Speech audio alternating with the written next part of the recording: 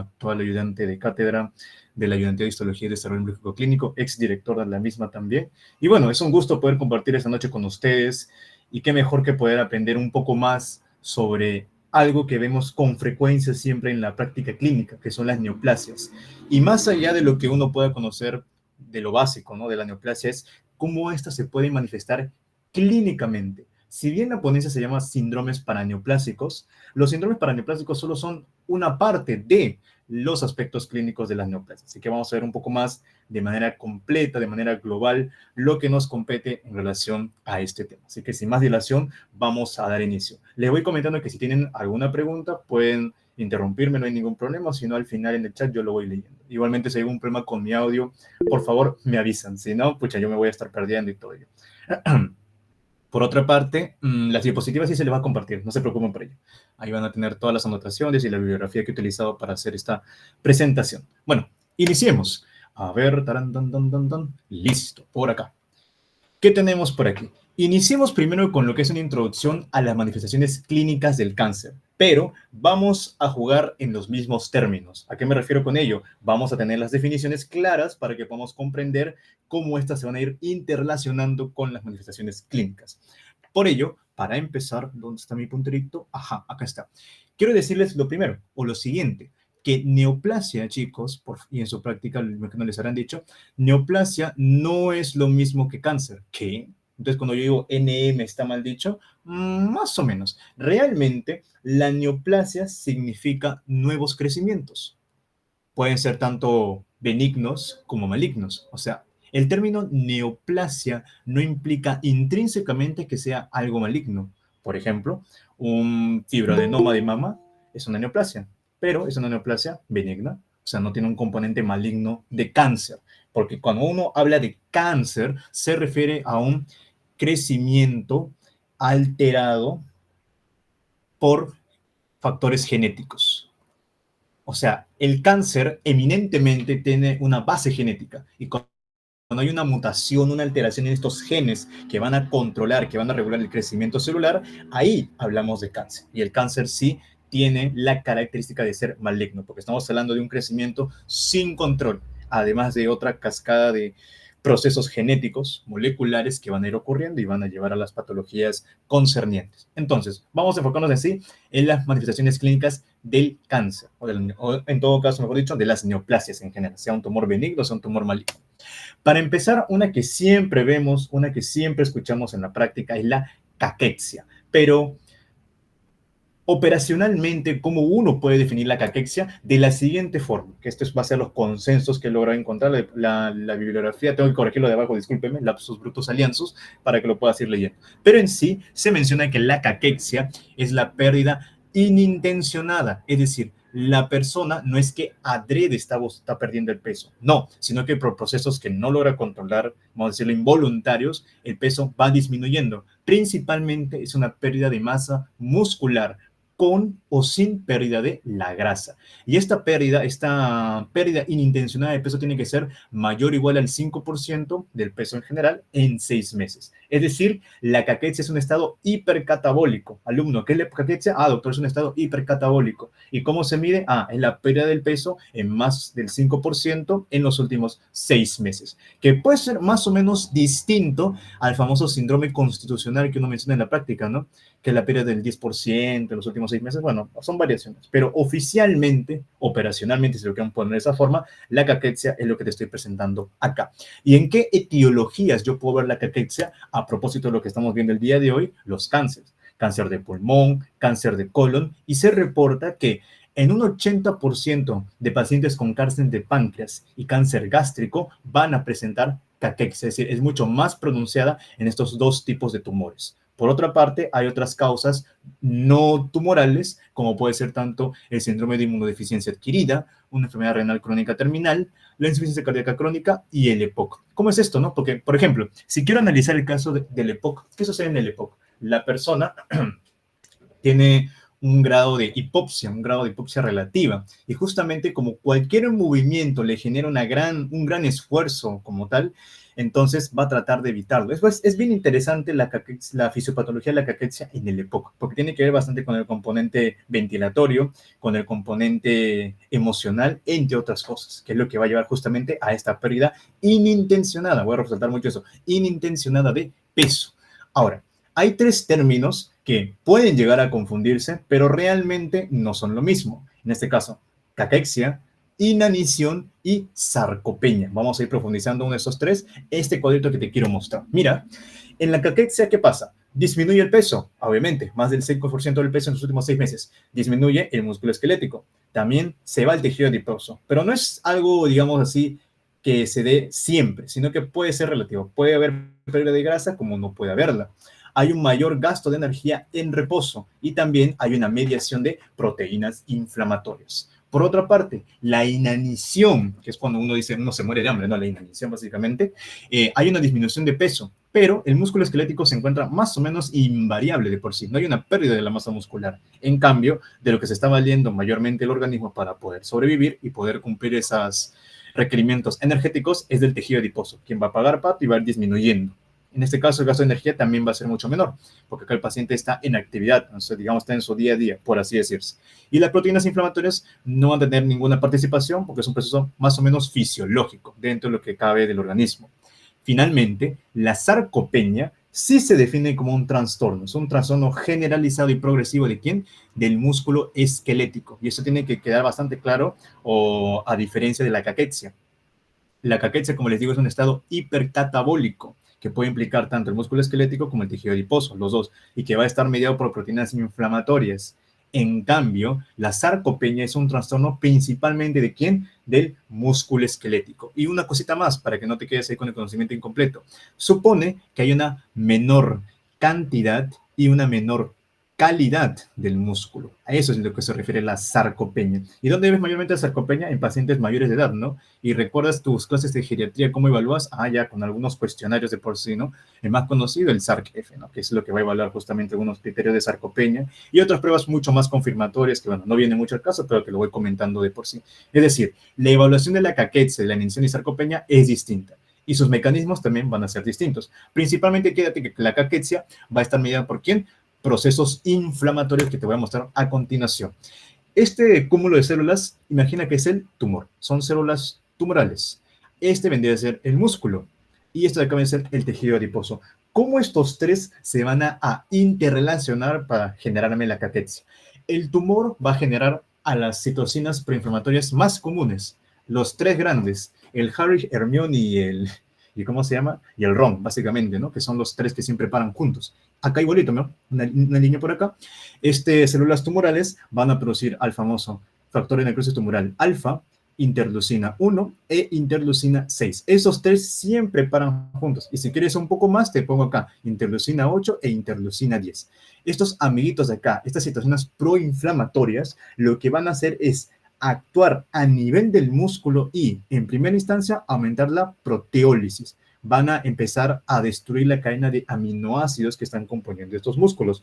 Por otra parte, va a haber una mayor actividad del estrés oxidativo. Y por último, una mayor denervación. Recordemos que la atrofia muscular está asociada prácticamente a una ausencia de actividad nerviosa. Es decir, si no tiene un estímulo nervioso, el músculo, al no tener ese estímulo, básicamente, va a empezar a atrofiarse con el tiempo. Entonces, proteólisis, estrés oxidativo, denervación van a conjugar lo que sería una atrofia muscular. Lo voy a poner por acá. Esto es una atrofia muscular, pérdida del músculo que estamos viendo en qué? En la caquexia, no te olvides de ello. ¿Y qué tiene que ver el tejido adiposo en todo esto? Mira, estas citocinas proinflamatorias lo que van a hacer es lo siguiente. Se van a dirigir a una parte del cerebro. Bueno, el cerebro no, sino del diencéfalo, a nivel del hipotálamo. Justamente en el núcleo arcuato del hipotálamo vamos a encontrar algunas neuronas, unas neuronas que producen la propia melanocortina y también que producen este factor, el CART. Estos dos amigos de acá, el CART es un nombre bien raro, no te lo voy a mencionar, pero estos dos amigos de acá van a generar estímulos ¿de qué tipo? anorexigénicos, es decir, estímulos que van a suprimir el hambre. Por lo tanto, la persona no va a comer. Entonces, si la persona no come, no tiene los suplementos nutricios necesarios para poder formar estructura, proteína, glúcidos, grasas, etc. Además, la misma inflamación producto del tumor mismo hace que el músculo se esté degradando con más rapidez, un proceso mucho más acelerado de por sí. Y otra cosa más, el tejido adiposo va a tener un proceso de transición, va a pasar de tejido adiposo blanco a tejido adiposo marrón o en algunas literaturas tejido adiposo beige. ¿Qué eso existe? Claro, recuerda que actualmente en la literatura se menciona que hay 4 tipos de tejidos adiposos. El tejido adiposo blanco, el marrón, el beige y el rosado. Y no vaya a ser que haya un quinto más que esté saliendo y no estoy acá, digamos, al tanto de ello. Pero bueno, la cuestión es la siguiente. Recordemos que el tejido adiposo marrón, ¿cuál es su principal característica? Ah, ya, la termogénesis. Y no te olvides, pregunta de examen, ¿cuál es la proteína que regula la termogénesis de tejido adiposo marrón? De manera sencilla, termogenina. O si te ponen la cosa más complicada, ya, la UCP, la proteína de acoplación, una vaina más. Bueno, la cuestión es la siguiente.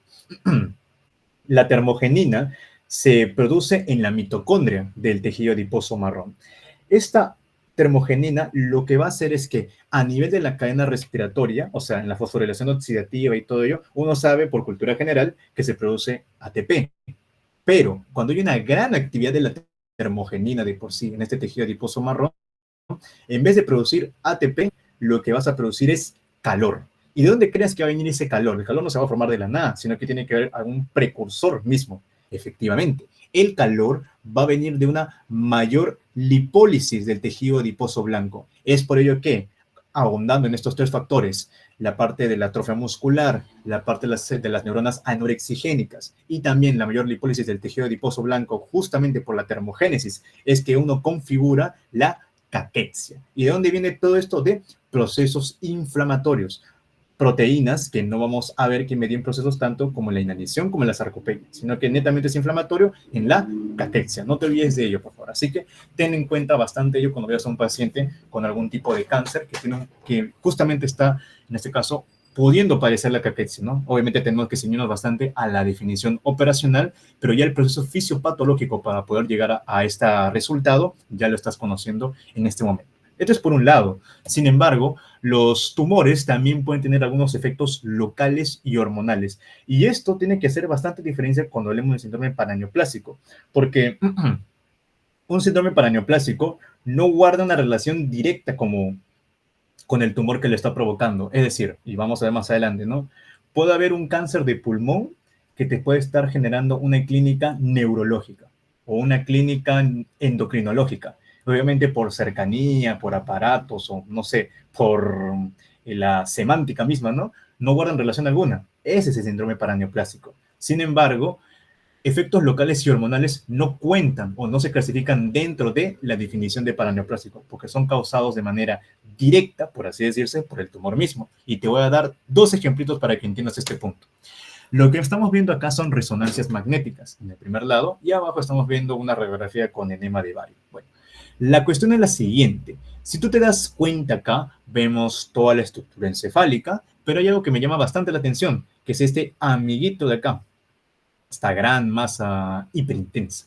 Lo que sucede es de que justamente en esta resonancia lo que estamos viendo es un famoso adenoma pituitario.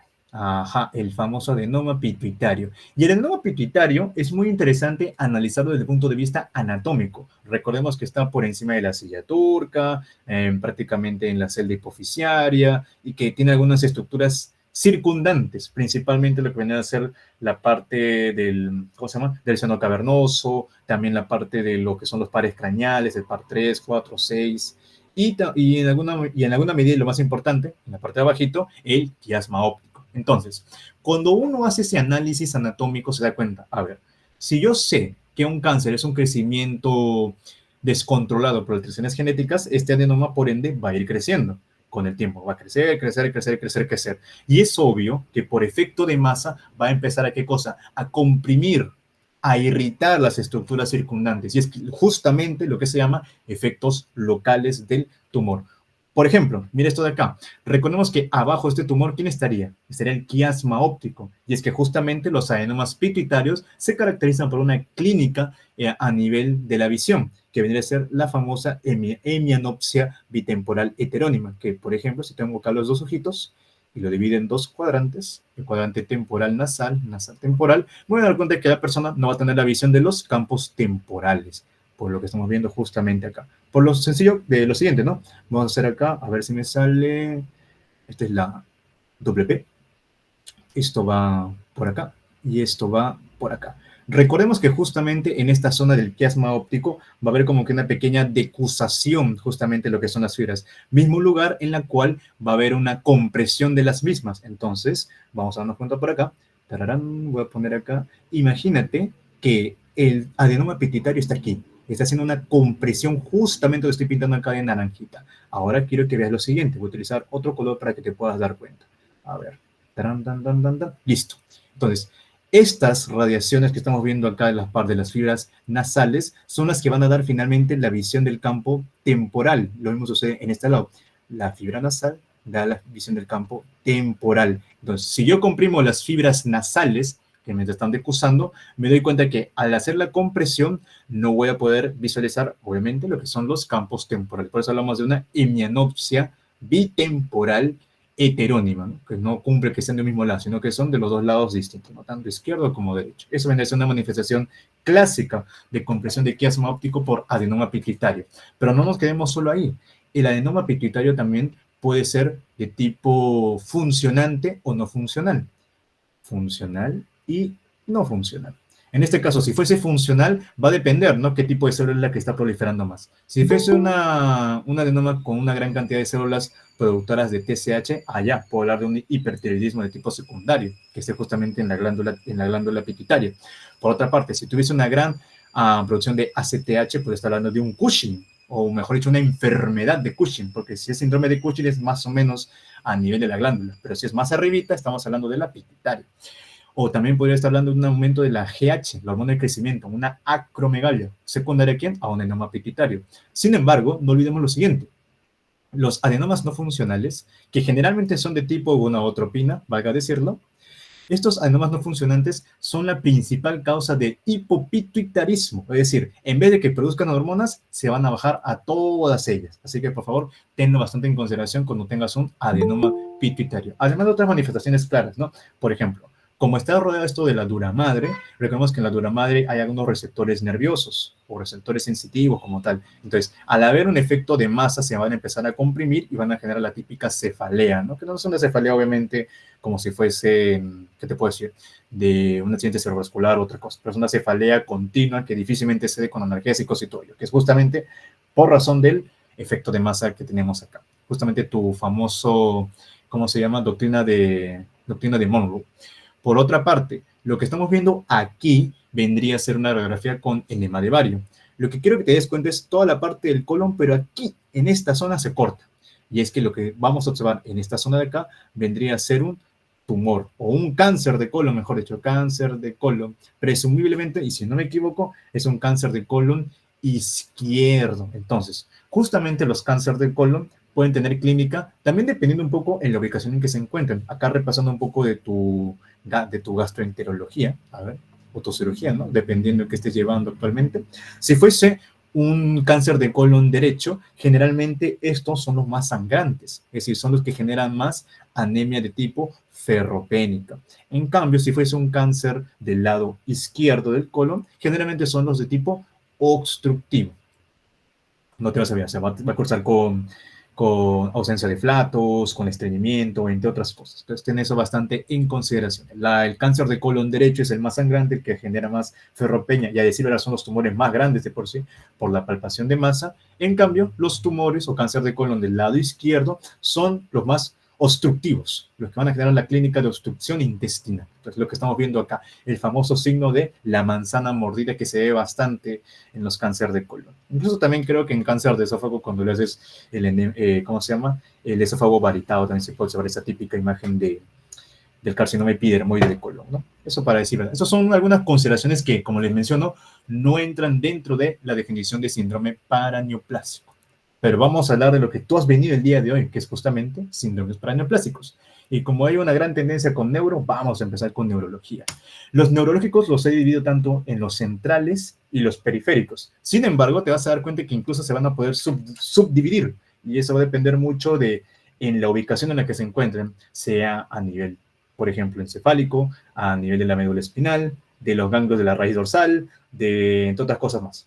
Por ejemplo, nervios periféricos, entre otras uniones muscular, mionerviosas, discúlpeme, entre otras cosas. Bueno, empecemos. A nivel central, hay dos categorías que no tienes que tener, no debes olvidarte. Fenotipos de alto riesgo, también llamados los clásicos, los que tú usualmente vas a ver, y fenotipos de riesgo intermedio o no clásicos, que muy difícilmente se ven en la práctica clínica, pero no está de más tenerlos dentro de tu bagaje de diagnósticos diferenciales, siempre y cuando tengas un paciente con sospecha de una neoplasia.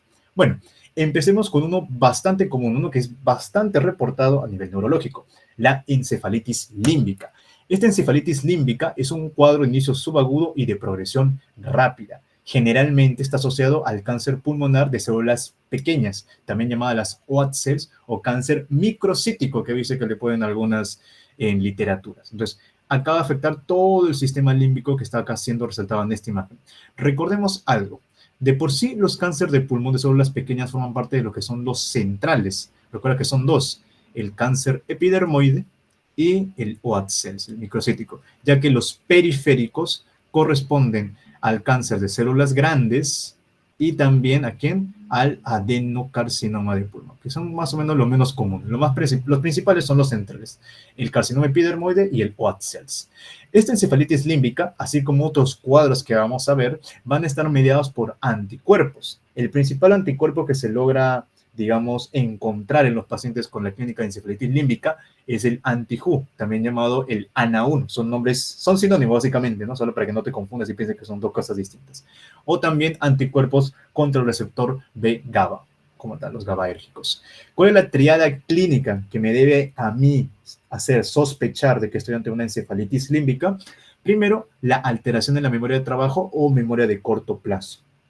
Por otra parte, el paciente va a tener alteraciones psiquiátricas. Se menciona que hay cambios de humor o cambios de comportamiento agudos o subagudos. O sea, no es algo crónico, sino que prácticamente tiene un inicio más o menos brusco, por así decirse.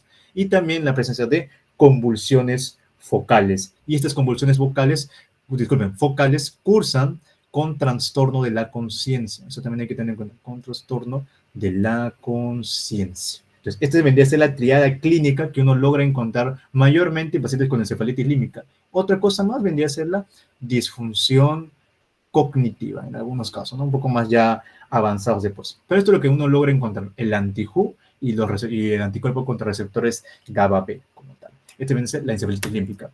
Otro es la encefalitis anti-NMDA, que es una de las más conocidas y que tú no debes olvidarte porque según te preguntan, alumno, ¿qué cáncer se asocia a una encefalitis anti-NMDA? Ah, ya, doctor, el teratoma ovárico. Recordemos lo siguiente, el teratoma es aquel tumor que posee en su estructura, en su conformación, las 3 capas embrionarias. ¿Cómo es eso? Acá vas a encontrar endodermo, mesodermo y ectodermo. Es un tumor bastante feo, realmente, principalmente cuando es maduro, ya que cuando hablamos de un tumor maduro es porque los tejidos están bien diferenciados. Es decir, tú en un teratoma ovárico maduro vas a poder encontrar dientes, cabello, uñas, cartílago, hueso, entre otras cosas más que vete tú a saber qué. Pero bueno, el teratoma ovárico es una de las principales causas, o uno de los principales paraneoplásicos que tiene es la encefalitis anti-NMDA.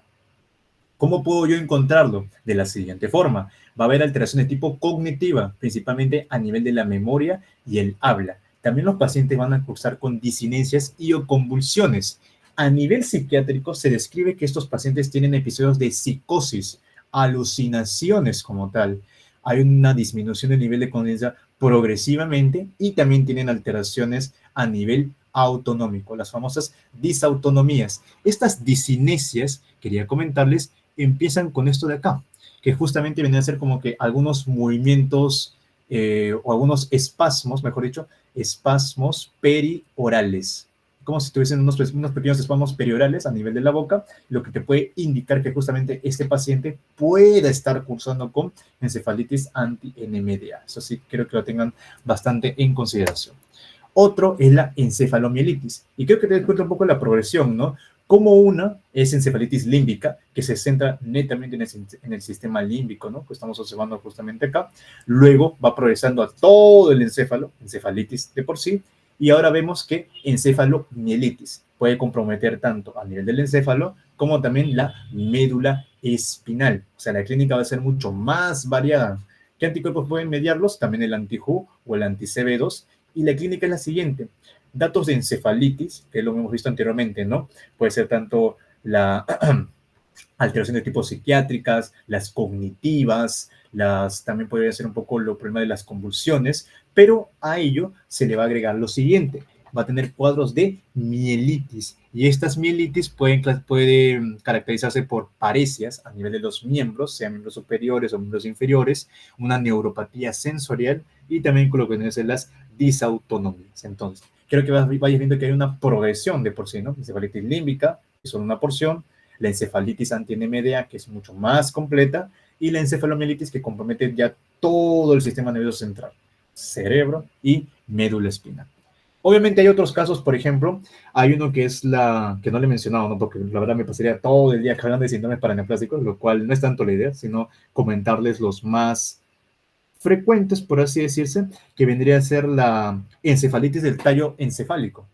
La encefalitis del tallo encefálico, si uno se pone a pensar, a ver, ¿qué encuentro en el tallo encefálico? Ah, ya, encuentro los pares craneales, los núcleos de los pares craneales. Por lo tanto, si yo tengo una neoplasia que me genera encefalitis del tallo encefálico, ¿cuál podría ser su eventual clínica? Ah, ya, puedo encontrar, por ejemplo, problemas o trastornos en los movimientos de los músculos extraoculares, ¿no? Par 3, par 4, par 6. Pueden encontrar pérdida de la sensibilidad del trigémino. Pueden encontrar una hipoventilación central, porque recuerda que en el tallo encefálico también están los centros respiratorios, el aneuco y el neumotáxico, entre otras cosas más, ¿no? Entonces, ya por localización anatómica, al menos a nivel neurológico, uno puede ir sacando la clínica de por sí. Esas son un poco las facilidades cuando quiere estudiar la parte de paraneoplásicos neurológicos, específicamente los centrales me refiero, ¿no? Otro más que se ve con relativa frecuencia es el síndrome cerebelar rápidamente progresivo, antiguamente conocido como la degeneración cerebelar subaguda. Actualmente el nombre más completo es el de las 4 palabras. Bueno, te vas a dar cuenta también de que el tumor, que lo vamos a repetir casi hasta el cansancio en todos estos, es el cáncer pulmonar de células pequeñas, ya que este amiguito de acá realmente genera, por no decirte, el 70-80% de síndromes paraneoplásicos. Se mimetiza muy bien o tiene una clínica bastante florida y muy caprichosa, porque no es que tenga paraneoplásicos clásicos, sino que puede ser como una ruleta rusa y ver qué te toca, como tal, ¿no? Ten en cuenta eso. Clínicamente, como afecta a nivel del cerebelo, va a haber ataxia, va a haber vértigo, un nistagmo principalmente tipo vertical, diplopia, dismetría, disartria, entre otros factores más. El síndrome opsoclono-mioclono ataxia, ya que ese es el nombre completo, en algunas literaturas solo le ponen el opsoclono-mioclono, pero se sabe que son los 3 factores en uno. Esta es una reacción inmune contra antígenos onconeurales, es decir, frente a un tumor que se encuentra a nivel nervioso, este va a producir algunos antígenos y ahí va a haber una reacción inmune que va a generar la clínica de este síndrome. ¿Cuál es el principal mecanismo que va a producir el síndrome de opsoclono-mioclono ataxia? La desinhibición del núcleo fastigio del cerebelo. ¿En qué tipo de tumores uno puede sospechar de este? Vendría a ser el neuroblastoma. El neuroblastoma es un tumor justamente de, ¿cómo se llama estas células? Bueno, ese me fue el nombre, que se le ve bastante, pero bueno, es una familia que ya me voy a acordar, no se preocupen, el neuroblastoma en niños, y en el caso de adultos, igualmente el tumor de pulmón microcítico, o sea, el de células pequeñas o el OAT cells. En este caso, el anticuerpo que va a estar más o menos aislado es el anti-ANA2. Acá tenemos el ANA1, que es para la encefalitis límbica. El ANA2 es para el opsoclono-mioclono ataxia, también llamado el anti-RIC. El opsoclono se define de la siguiente forma, chicos. Movimientos oculares involuntarios, espontáneos, sacádicos, conjugados porque van los dos, digamos, a la mano, rápidos y multidireccionales sin pausa. Es un oxoclono. El mioclono, que es ese espasmo más o menos muscular, es de tipo no epiléptico y también puede ser o puede ir acompañado de una ataxia, ¿no? Y también puede haber otros factores como irritabilidad o trastornos del sueño de por sí. Generalmente, como el neuroblastoma se ve más en niños, la clínica de oxoclonomioclonocalcia es también en niños. Por último, tenemos el síndrome de persona rígida. ¿Cómo es eso? En cáncer de mama, que es donde se ve bastante este tipo de paraneoplásico, vamos a ver que hay una respuesta autoinmune por producción de la antiamfifisina. Esta anfifisina es una proteína intracelular que encontramos a nivel de las hendiduras sinápticas. ¿Ves? Si afecta la hendidura sináptica, no hay una adecuada transmisión del impulso nervioso como tal. Por lo tanto, no hay una adecuada coordinación de los músculos, lo cual lleva justamente a esta rigidez, a estos espasmos musculares que son dolorosos y también son simétricos y afecta principalmente el nivel del tronco y de los miembros superiores, específicamente a nivel proximal, todo lo que es la parte del brazo, deltoides, etcétera. Y también, como hay una afectación de los músculos del tronco, puede llevar a una hiperlordosis, sea a nivel cervical o también sea a nivel lumbar. Entonces, acá tenemos los principales paraneoplásicos de tipo central, de clínica neurológica. ¿De qué hay más? Efectivamente, hay muchos más. Acá me he enfocado un poco más en lo que sería la parte del encéfalo, que son los más frecuentes. Pero hay otros, por ejemplo, lo que vendría a ser la neuropatía motora subaguda, también podría hablar de la mielopatía, entre otras cosas, pero no viene mucho al caso realmente, no es porque la frecuencia en la que se observan no es mucha, además de que los cánceres también se van a ir más o menos repitiendo de por sí. Vayamos con los periféricos, y los dos grandes que salen acá, que incluso podría ser una ponencia cada uno por separado, pero bueno, voy a tratar de hacerlo lo más resumido posible, es hablar del síndrome de Lambert-Eaton y la miastenia gravis. ¿Cómo uno puede evaluar estos dos grandes síndromes miasténicos, porque realmente los dos cumplen la característica de miasténicos, de la siguiente forma? Acá tengo un cuadrito que espero que te pueda ayudar. El más frecuente y el que siempre vas a escuchar es el miastenia gravis, porque capaz hasta el día de hoy ni sabías que existía un Lambert-Eaton, pero bueno, te lo presento, ahí está. Epidemiológicamente, el Lambert-Eaton da en mayores de 40 años y fumadores, y presta bastante atención a esto, porque también esto te va a justificar en qué tipo de cáncer vas a encontrar el Lambert-Eaton. Por otra parte, la miastenia gravis se da en personas jóvenes, menos de 40 años, predominantemente en mujeres. ¿Cómo son las características de la debilidad? Porque como te dije, son síndromes miasténicos. Tienen que ver con una alteración en la fuerza muscular de la siguiente forma. En el Lambert-Eaton, el inicio de la debilidad va a ser proximal a los miembros. Principalmente va a ser de miembros inferiores y luego pasar a los miembros superiores. Y al final, quienes van a pagar pato en todo esto van a ser músculos oculares y también los músculos vulvares. ¿Cómo es eso? Músculos vulvares. Ya, músculos controlados por el bulbo raquídeo o que tienen estímulo del mismo. Y recuerdas quiénes estaban en el bulbo raquídeo, centros neumotáxicos y apneicos. Por lo tanto, si tú tienes un Lambert-Eaton que no lo estás tratando y que, te compromete músculos vulvares, músculos responsables de la ventilación, déjame decirte que el pronóstico va a ser muy malo, porque vas a entrar en una hipoventilación de tipo central, no es una hipoventilación periférica, no, es un tipo ya a nivel nervioso, justamente por el tumor al cual está asociado este síndrome. Por otra parte, la miastenia gravis es al revés, en vez de empezar de abajo, empieza desde arriba, desde muy arriba diría yo, porque ya puedes encontrar un poco la debilidad en los músculos extraoculares y los vulvares mismos, pero lo más usual es que son los músculos extraoculares, ya que los pacientes cursan con una tosis palpebral, con unos indicios de la clínica de la miastenia gravis. Por otra parte, la debilidad es pronunciada a nivel de los músculos de los miembros superiores y también de la cara. Y si es de la cara, aparte de la tosis palpebral y todo, podemos tener diplopia, disnea, disfagia e incluso disartria, ¿no? Porque está comprometiendo los músculos de, de la laringe, los músculos a nivel del esófago, músculos un poco respiratorios, etcétera. La actividad, en este caso, en el Lambert-Eaton va a mejorar su clínica con la actividad, con el ejercicio. En cambio, la miastenia gravis se fatiga, es decir, mientras más actividad hagas, mucho más va a ser el cansancio de por sí o la debilidad que tenga. ¿A qué se asocia? Estás viendo, si es fumador, se asocia a qué cosa? A cáncer de pulmón. ¿Y justamente de quién? De células pequeñas. Por otra parte, en el caso de la miastenia gravis, está muy bien reportado que el 85% de pacientes que se les descubre una hiperplasia tímica tienen clínica de miastenia gravis. O en un 15% de pacientes con timoma también cursan con miastenia gravis. Es decir, Un potencial tratamiento para poder revertir las manifestaciones de la miastenia gravis es la timectomía. Efectivamente, la timectomía puede ser una buena herramienta o un buen tratamiento quirúrgico para poder dar tratamiento a la miastenia gravis. Obviamente hay otros más, ¿no? Por ejemplo, las inmunoglobulinas, los corticoides, también si no me equivoco, entre otras cosas. Pero bueno, digamos que el manejo salvatorio, si como decir de esa forma, podría ser ya quitar el timo, siempre y cuando sea la causa de la misma, ¿no? Porque esto es asociado a un paraneoplásico. Puede ser de otras causas idiopáticas o por la presencia de autoanticuerpos, que vamos a comentar en un momento, que puede requerir otro tipo de tratamientos, ¿no? Plasmaféresis, entre otras cosas. El anticuerpo que se relaciona con el lamberito es aquel que ataca el canal de calcio tipo PQ presináptico. Y lo he puesto acá azulito para que te des cuenta de que en la miastenia gravis el anticuerpo está atacando a quién? Al receptor de acetilcolina de tipo posináptico. Recuerda, el lamberito es presináptico y en la miastenia gravis es posináptico. Los reflejos en el lamberito están disminuidos o ausentes. En cambio, en la miastenia están normales. ¿Quién tiene disautonomía?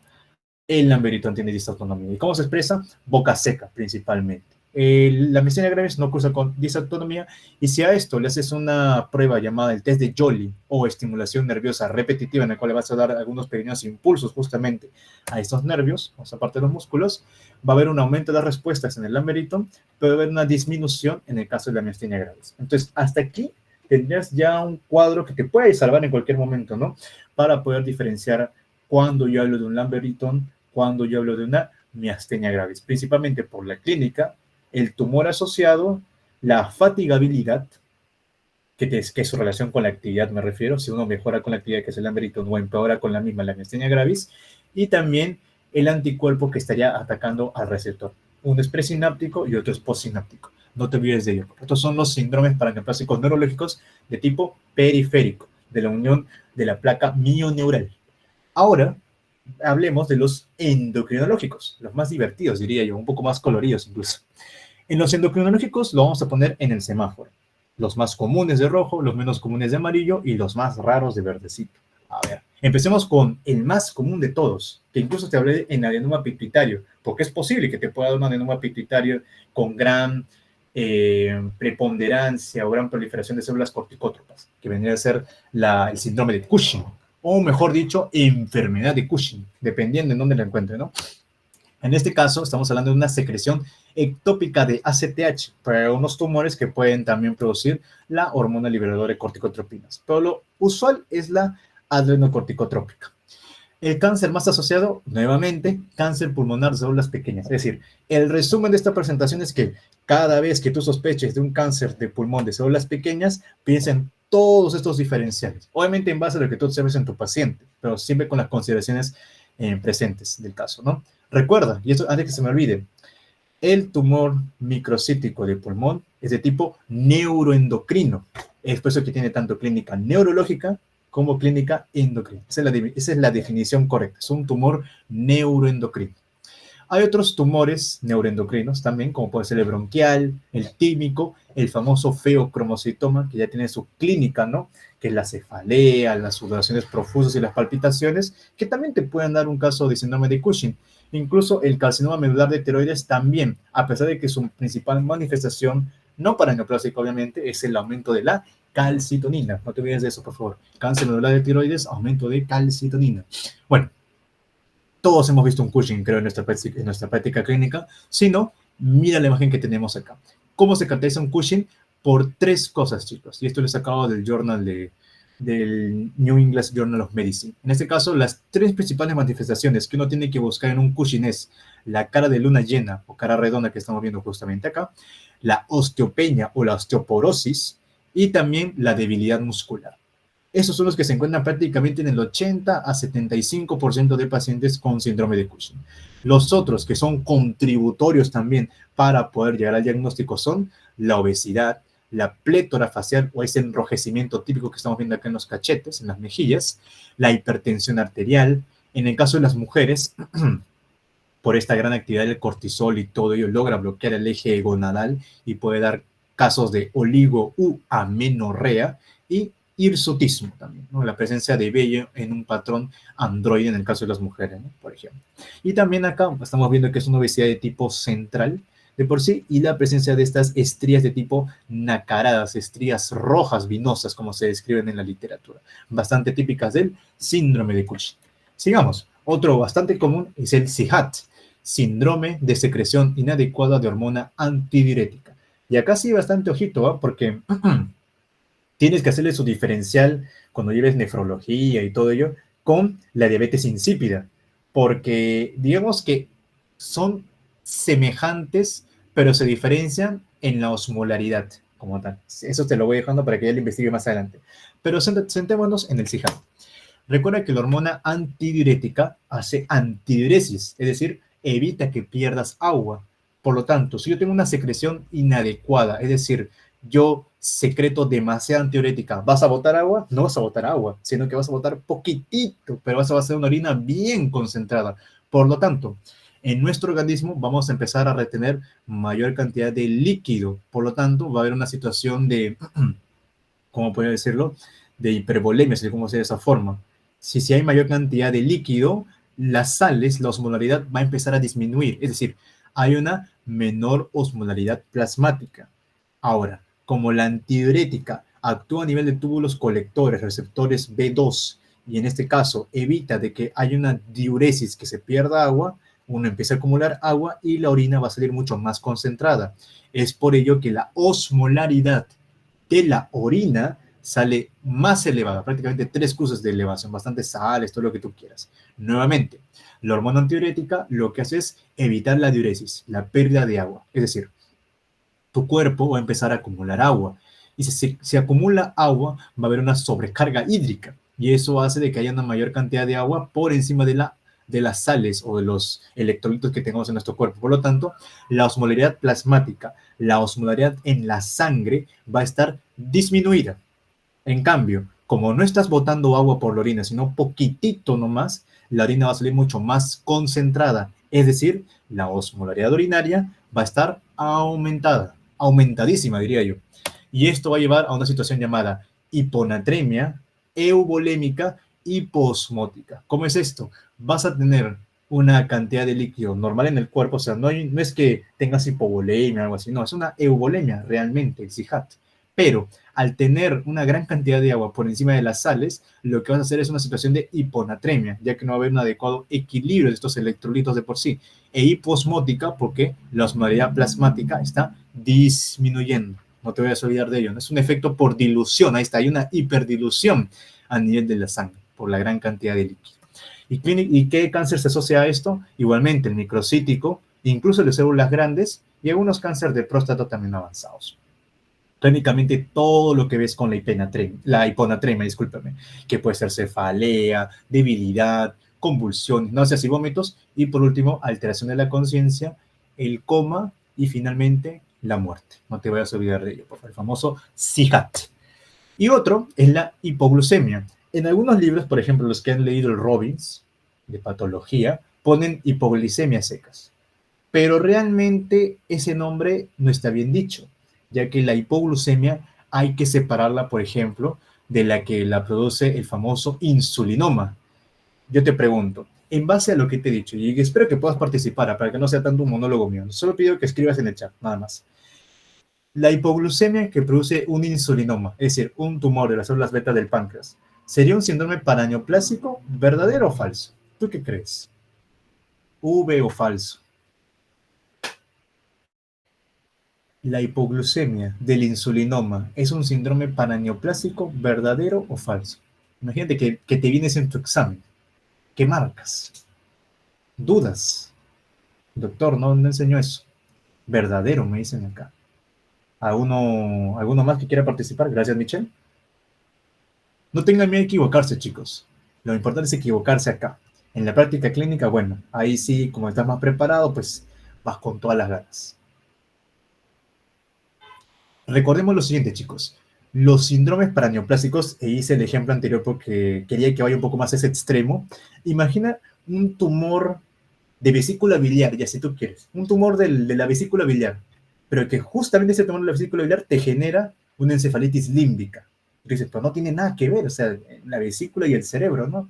Eso es justamente la definición del síndrome paraneoplásico, que es muy distinto de hablar de los efectos locales y hormonales del cáncer. Por lo tanto, si yo te preguntase, ¿la hipoglucemia, producto del insulinoma, es un síndrome paraneoplásico verdadero o falso?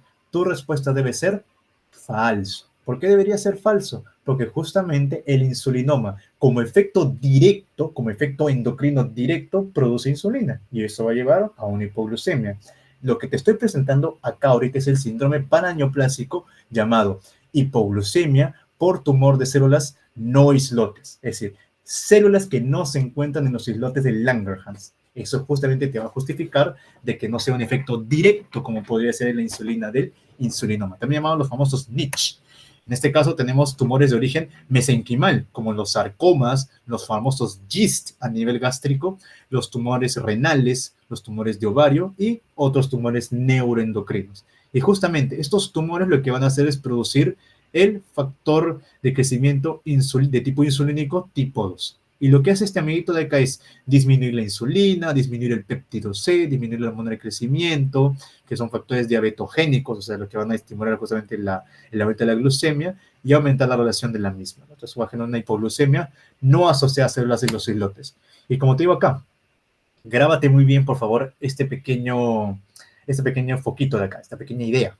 Los tumores malignos responsables no son de origen endocrino y su actividad es por secreción ectópica de hormonas, para que no te vayas a olvidar de ello. O sea, de que justamente cuando yo hablo de la hipoglucemia o de otro paraneoplásico, sus orígenes no son de tipo endocrino, específicamente de la neoplasia de la hipoglucemia. O sea, si te das cuenta, acá ninguno es endocrino.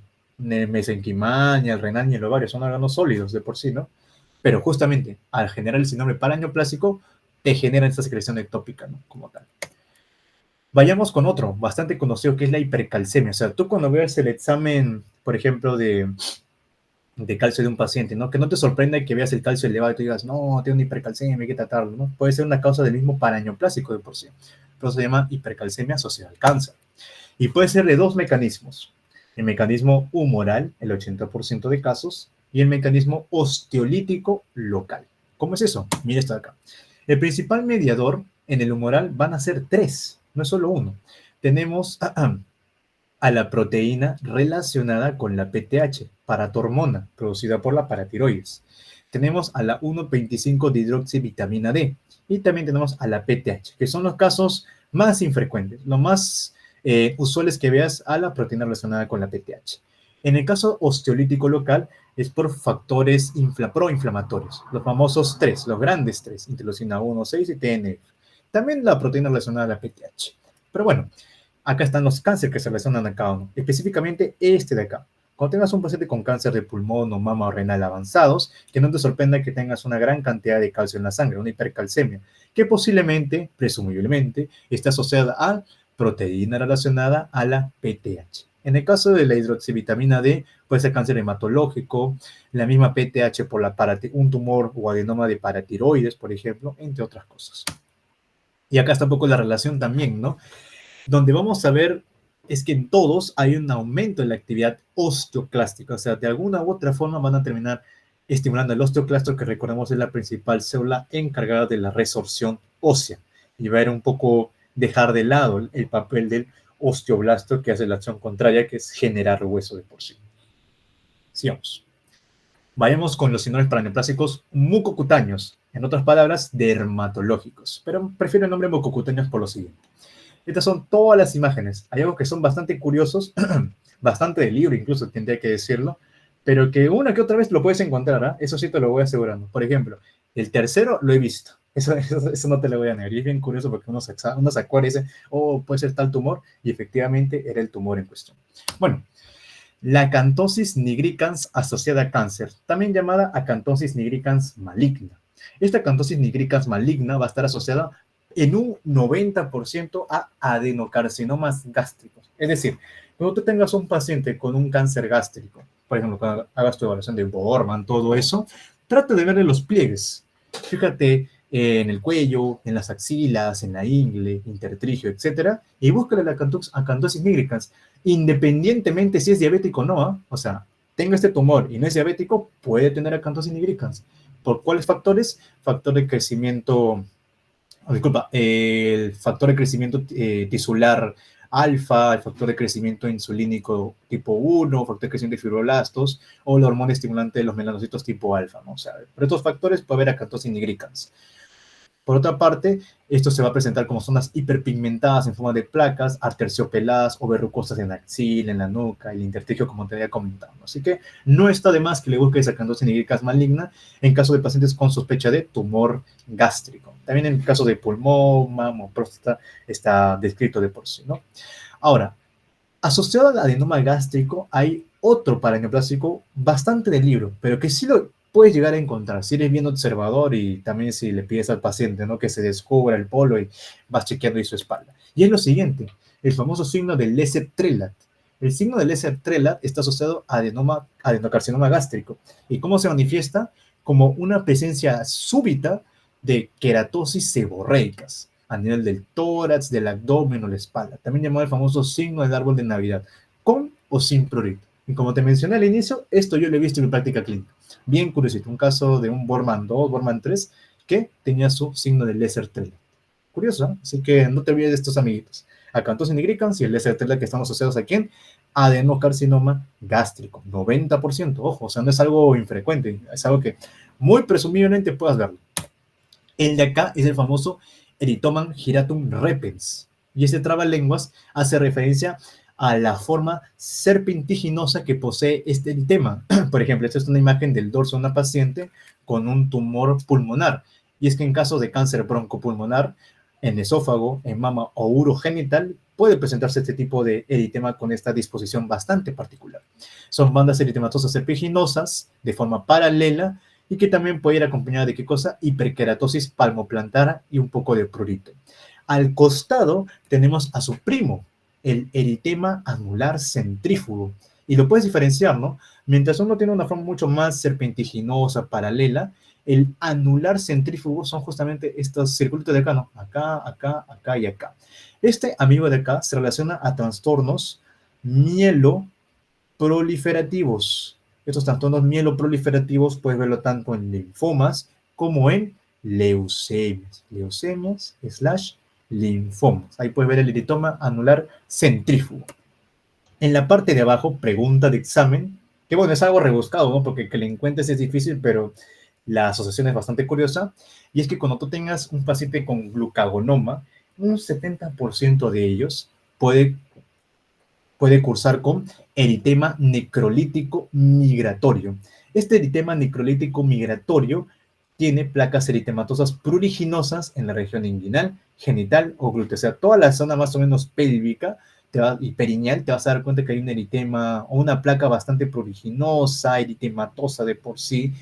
Y si ves que el paciente tiene signos de glucagonoma, o sea, tiene sus hiperglucemias incontrolables y todo ello, dices, allá, esto posiblemente sea un eritema necrolítico migratorio.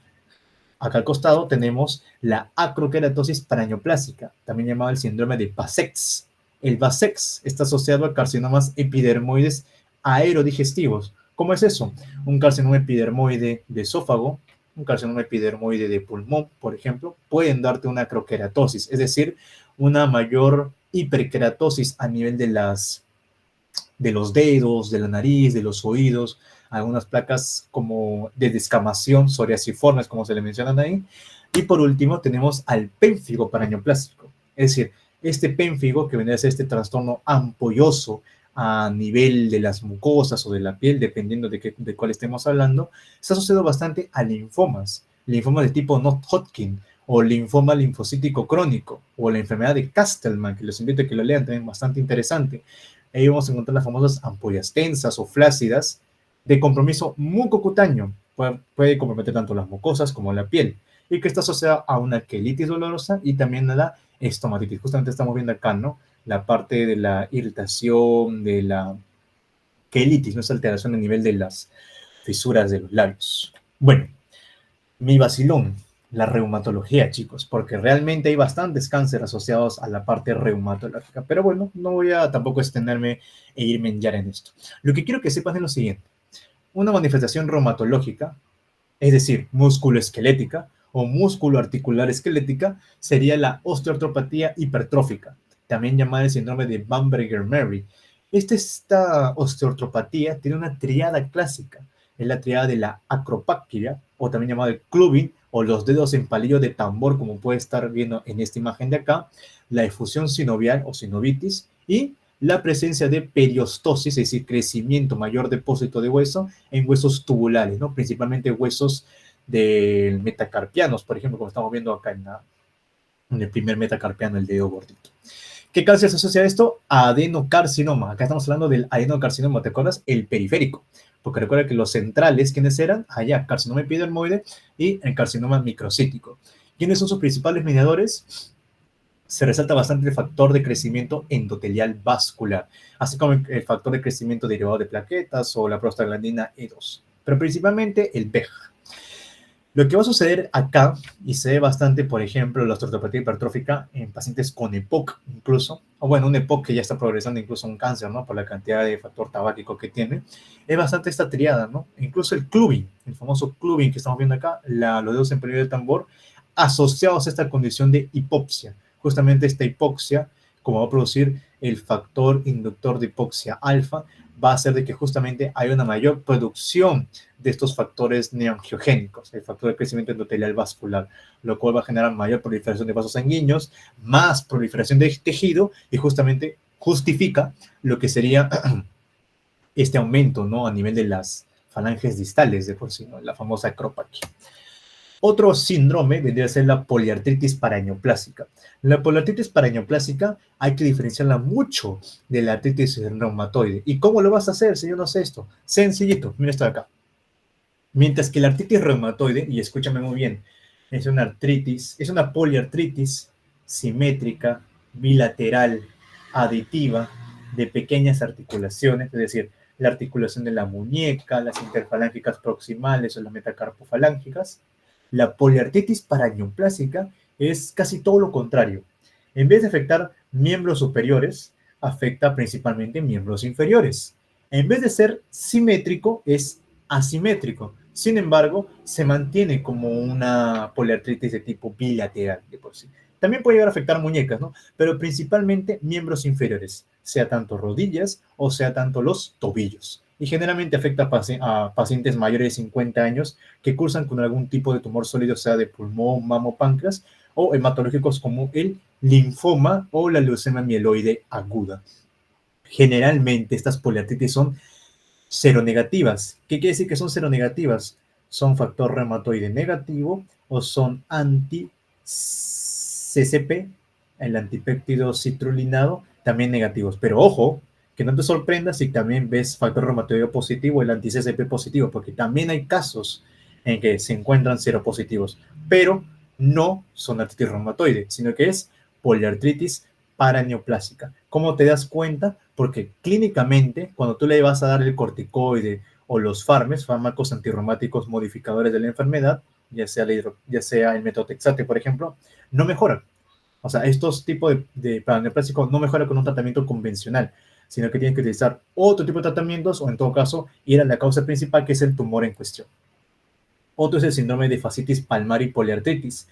Acá el adenocarcinoma de ovario, distinto del teratoma de ovario que hemos visto en la encefalitis NMDA, en el adenocarcinoma de ovario, lo que vamos a ver es que hay una suerte de fibromatosis, una fibrosis de la fascia palmar, lo cual va a llevar a esta flexión, a esta contractura de los dedos, una contractura dolorosa, asociada a poliartritis de los miembros superiores, principalmente a nivel de las metacarpofalángicas y las interfalángicas proximales. E incluso hay algunos cambios cutáneos que se les ha descrito como manos de madera, o sea, manos bastante gruesas de por sí.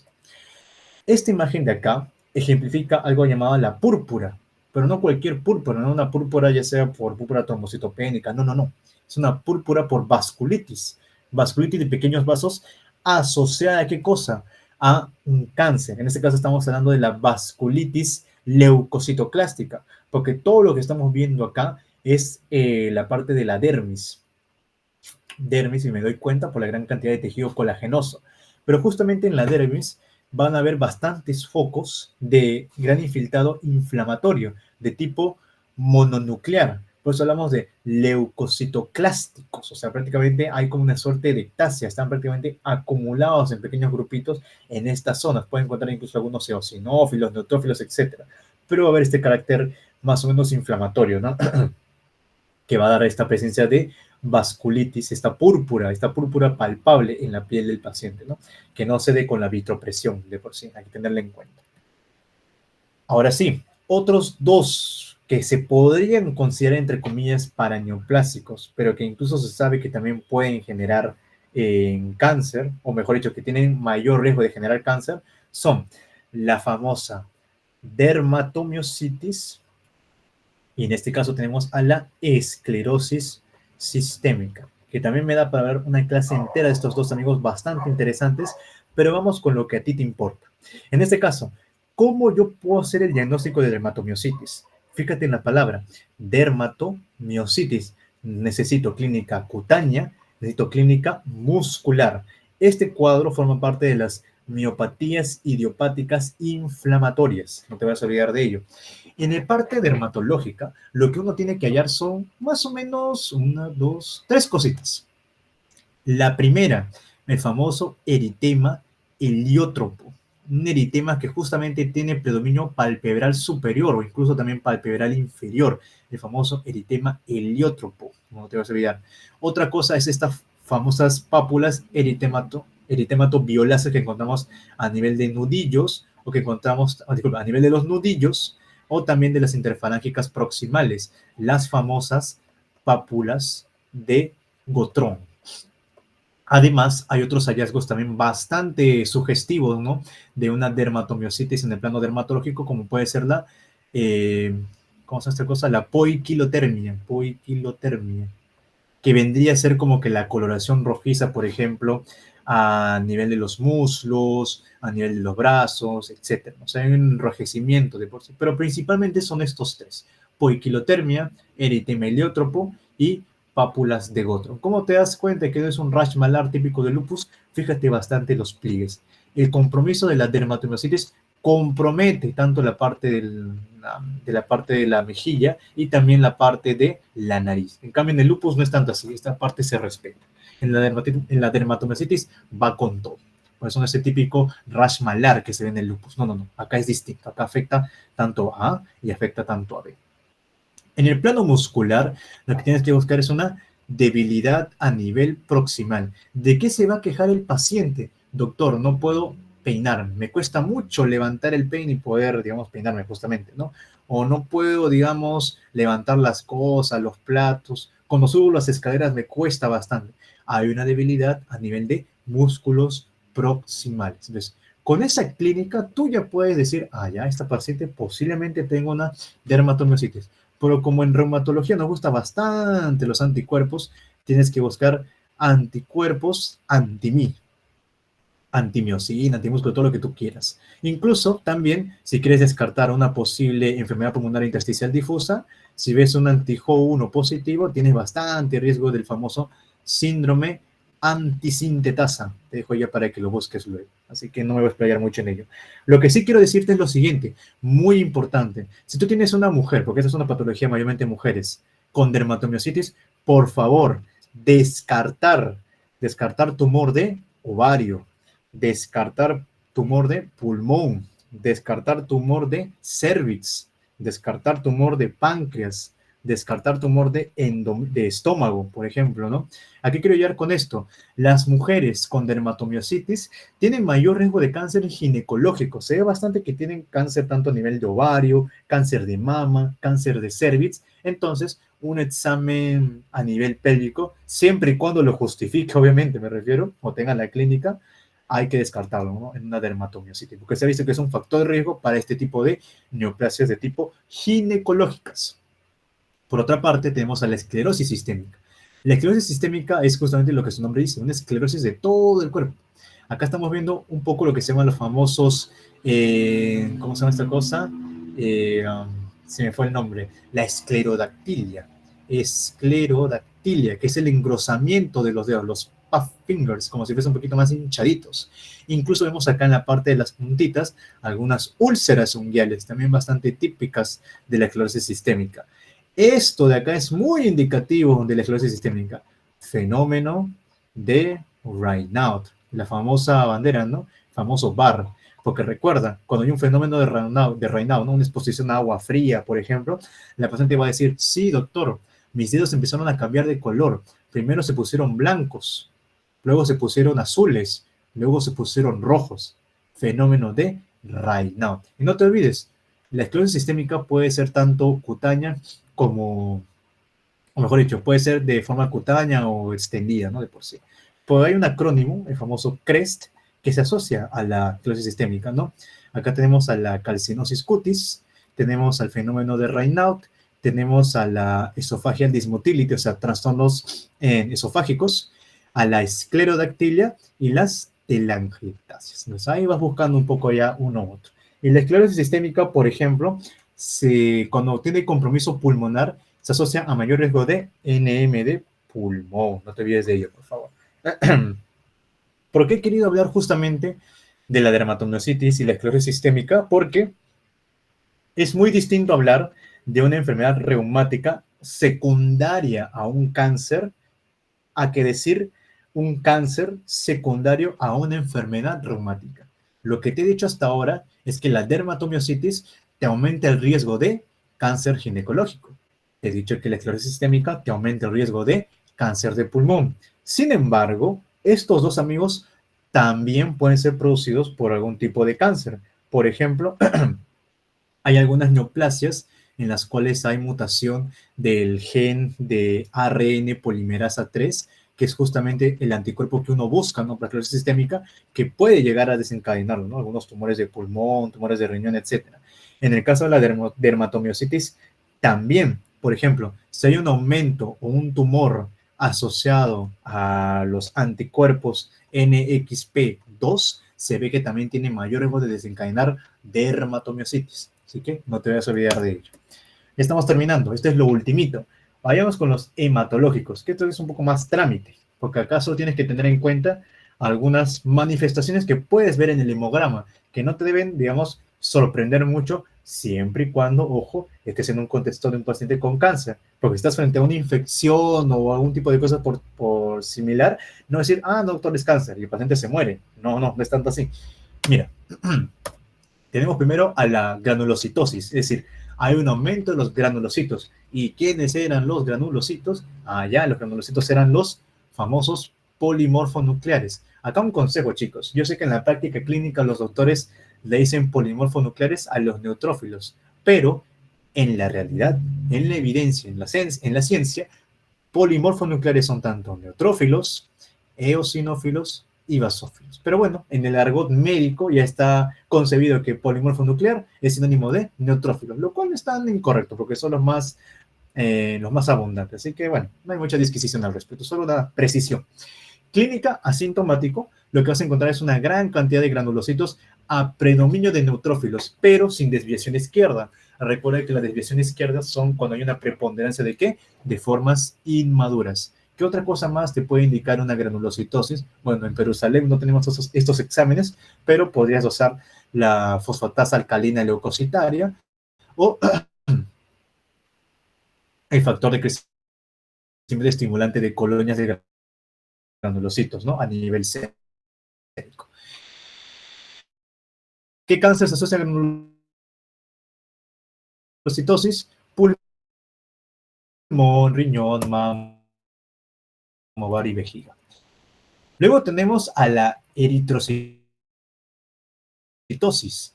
La eritrocitosis, también llamada la poliglobulia, vendría a ser este cuadro en el cual hay un aumento en la masa eritrocitaria.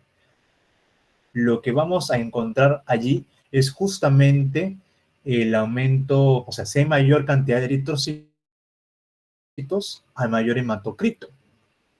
Por lo tanto, pueden haber varones con un hematocrito más del 49%, mujeres más del 48%, e incluso la hemoglobina va a ser a la par el aumento. Pero puede llegar a ser asintomático, pero ojo, también puede ser sintomático. Y la principal manifestación de la poliglobulia es la hiperviscosidad. Como hay gran cantidad de elementos de células sanguíneas, la sangre se hace mucho más espesa. ¿Y eso que puede condicionar? Puede condicionar trombosis, puede condicionar embolias, etcétera, etcétera, etcétera. Y esto puede verse bastante en el contexto de carcinoma de células renales. Recordemos lo siguiente, la eritropoyetina es el principal estimulante de las colonias o precursores eritrocitarios en la médula ósea. Y la eritropoyetina, pregunta de examen, ¿dónde se produce? Ya, se produce en el riñón. ¿Quieres aumentar tu level? Se produce en las células peritubulares. Estas células peritubulares, ante estímulos de hipoxia, o sea, estímulos de que falta oxígeno, lo que hace es que le dice a las células le dice a las peritubulares que aumente la eritropoyetina. La eritropoyetina se transporta a la médula ósea y esos precursores, esas células madre hematopoyéticas en colonias eritrocitarias van a empezar a diferenciarse en eritrocitos, poliglobulia.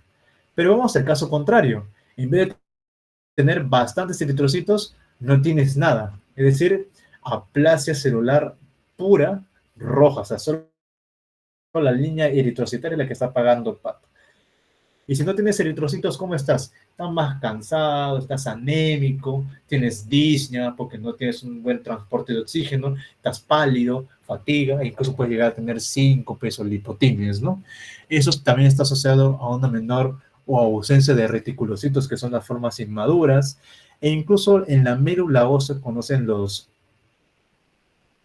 aspirados de por sí o las biopsias, van a ver que hay una ausencia de precursores eritrocitarios como tal, ¿no? Y esto se asocia bastante a timomas, leucemias, linfomas o algunos síndromes mielodisplasicos de por sí. Eosinofilia, en algunos casos, ¿no?, de linfoma también, que la eosinofilia, por ejemplo, cuando ustedes vean la parte de neumología, hay algo que se llama ¿cómo se llama esta cosa? La neumonitis por hipersensibilidad, si no me equivoco, o incluso la neumonitis eosinofílica. Los eosinófilos, ellos, como hay una gran cantidad de ellos, de sus células, se acumulan y forman algunos infiltrados que pueden parecer nodulitos o cáncer, pero que realmente no lo son, porque apenas tú reviertes estos cuadros de hiperesinofilia, esos nódulos, esos infiltrados pulmonares difusos desaparecen. Bastante curioso, ¿no? No lo vayas a confundir con la neumonía ni nada. Y la trombocitosis, el aumento de las plaquetas, que no generan ningún tipo de problema, ya sea a nivel de sangrado o a nivel de trastorno de la coagulación. Esto también se asocia a tumores pulmonares, del tracto gastrointestinal o ginecológicos. Por último, a ver, vamos a ver si se pasa la diapo, creo que no pasa, a ver. Un ratito, chicos. ¿Hasta aquí alguna pregunta, duda? Vamos a entrar ya a la parte final, lo que tanto esperaban ustedes. Ver. ¿Por qué no avanza? A ver. ¿Se me logra escuchar de casualidad? Confírmeme que sí, por favor. Con caritas felices, un like, no lo sé.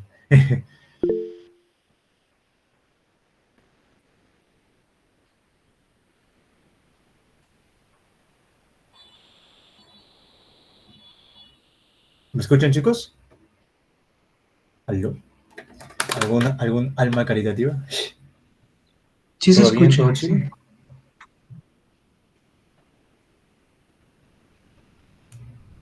Bueno, imaginaré que sí me están escuchando. Ok. Bueno, Sí se ahora escucha. hablemos de la anemia, porque pacientes con tumores también cursan con bastante anemia. pero que puede ser secundaria justamente como un síndrome paraneoplásico o y no otra causa como tal. Es decir, si te preguntan cuáles son los mecanismos de anemia en un paciente con cáncer, ya, vas a tener 3.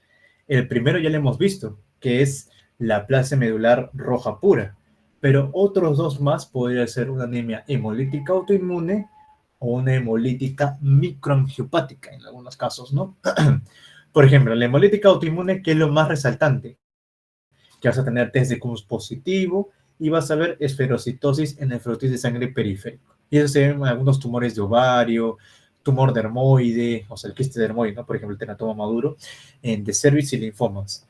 Pero la hemolítica microangiopática lo vas a encontrar con test de Coombs positivo, negativo, discúlpame, vas a ver esquistocitos, que es lo más resaltante de las microangiopáticas, y trombocitopenia como tal. Y eso lo ves bastante en adenocarcinomas de tipo mucinosos, como tal, ¿no? Carcinoma mucinoso gástrico o el de la mama también.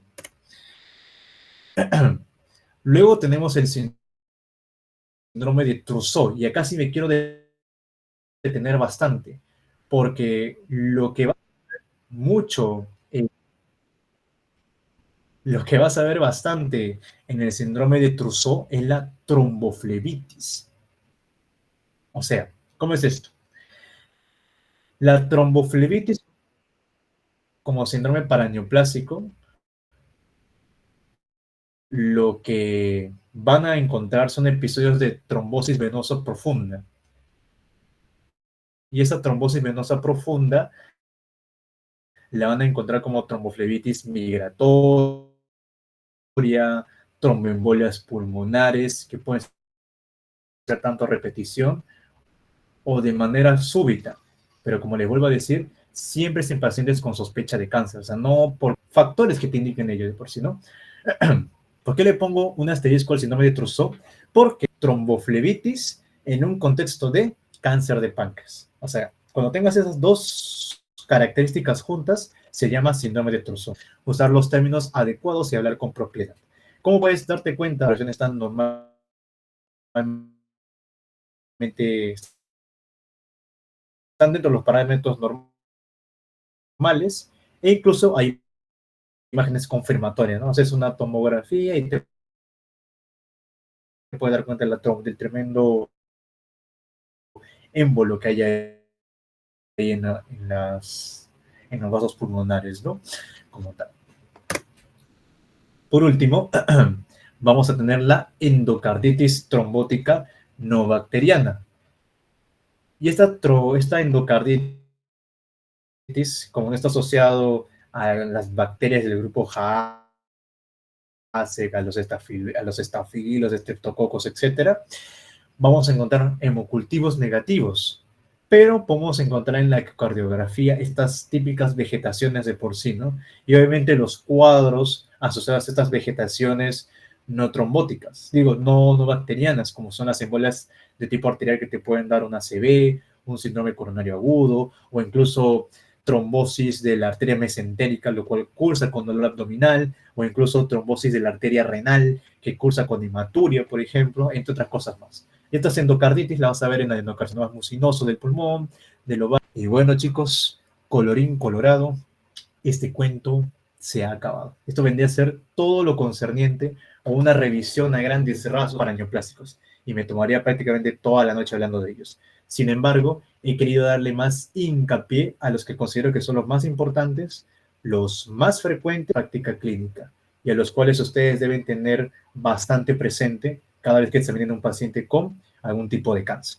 Y como les vuelvo a decir, sin estación clínica distinta a su lugar de origen, si lo quieres poner de esa forma. Porque, por ejemplo, ¿no? Porque estamos hablando del insulinoma.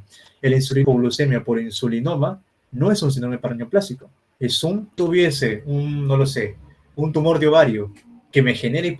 Nada, quería solo delinear esa idea principal y nuevamente espero que hayan aprendido bastante de cáncer como tal. Es un tema bastante interesante las síndromes paraneoplásicos y bueno, cualquier duda estoy presto a poder responderlas con todo el cariño